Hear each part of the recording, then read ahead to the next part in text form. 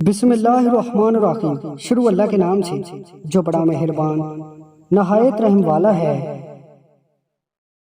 حضرت علی رضی اللہ تعالیٰ عنہ نے ارشاد فرمایا، برائی کی مثال ایسی ہے جیسے پہاڑ سے نیچے اترنا، ایک قدم اٹھاؤ تو باقی اٹھتے چلے جاتے ہیں، اور اچھائی کی مثال ایسی ہے جیسے پہاڑ پر چڑھنا، ہر قدم پچھلے قدم سے مشکل مگر ہر قدم پر بلندی ملتی ہے۔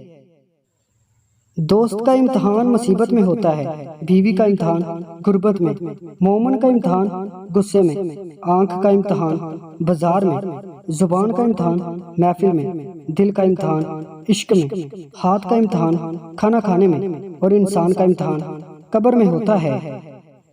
اپنے وہ نہیں ہوتے جو رونے پر آتے ہیں، اپنے وہ ہوتے ہیں جو رونے ہی نہیں دیتے۔ کسی کا عیب تلاش کرنے والے کی مثال اس مکھی سی ہے جو سارا خوبصورت جسم چھوڑ کر زخم پر بیٹھتی ہے۔ اللہ کو غافلوں کے درمیان یاد کرنے والا اس سرسبز پودے کی طرح ہے جو خشک گھاس کے درمیان ہو۔ دنیا کی جو چیز بھی تم سے کھو جائے وہ غنیمت ہے۔ مومن کی عزت لوگوں سے بے نیازی ہے۔ زبان ایسا درندہ ہے کہ اگر اسے چھوڑ دیا جائے تو تمہیں ہی چبا جائے گی۔ ہر آدمی کے مال میں اس کے دو شریک ہوتے ہیں، ایک اس کے ورثہ اور دوسرے حادثات۔ زندگی کے ہر موڑ پر صلح کرنا سیکھو، کیونکہ جھکتا وہی ہے جس میں جان ہوتی ہے، اکرنا تو مردے کی پہچان ہوتی ہے۔ اللہ تعالیٰ کی عبادت میں مشغول ہونا بڑی مفید تجارت ہے، اور اس کی رحمت کا طلبگار رہنا اعلیٰ درجے کی کامیابی ہے۔ ان چہروں پر پھٹکار ہے جو صرف برائی کے وقت دکھائی دیتے ہیں۔ حضرت علی نے ارشاد فرمایا، جو لوگ فجر کی نماز کے بعد سوتے ہیں ان کی قسمت میں کیا کچھ لکھا جاتا ہے۔ جب لوگ رزق کی تنگی کی شکایت کرتے ہیں، جب آزمانے کے لیے ان سے پوچھو تو صحیح کہ صبح کتنے بجے اٹھے ہو، تو وہ لازمی کہیں گے کہ ہم صبح اٹھتے ہی نہیں۔ لہٰذا یہی وجہ ہے کہ جس کی وجہ سے ان کا رزق تنگ کر دیا جاتا ہے، جس کی وجہ سے وہ رزق کی شکایت کرتے پھرتے ہیں۔ آپ لوگوں سے التجا ہے کہ آپ صبح سویرے اٹھا کریں۔ مرد حضرات کوشش کریں کہ صبح کی بعد جماعت نماز ادا کریں اور قرآن مجید کی تلاوت کریں۔ اس کے بعد آپ دن کی شروعات کریں تو آپ کا دن انشاءاللہ اچھا گزرے گا۔ آج ہمارے معاشرے میں ٹرینڈ بنا ہوا ہے کہ نوجوان رات کے 3 بجے تک موبائل پر لگے رہتے ہیں، پھر ان سے صبح کی نماز بھی قضا اور پھر دن کے 12 بجے تک آرام فرما رہے ہوتے ہیں۔ اور آج ہم آپ کو بتائیں گے کہ امام حضرت علی رضی اللہ تعالیٰ عنہ نے ان کے بارے میں کیا فرمایا ہے، کیا کچھ ان کی قسمت میں لکھ دیا جاتا ہے۔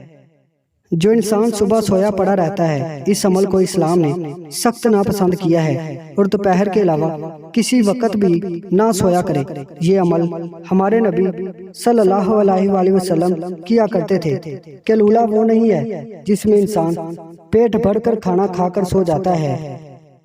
قیلولہ سے مراد وہ عمل ہے کہ آپ کھانا کھا چکے ہیں یا نہیں، بس تھوڑی دیر آرام کرنا دوپہر کے آرام میں، تاکہ آپ کا جو باقی دن کا وقت ہے اچھی طرح گزرے۔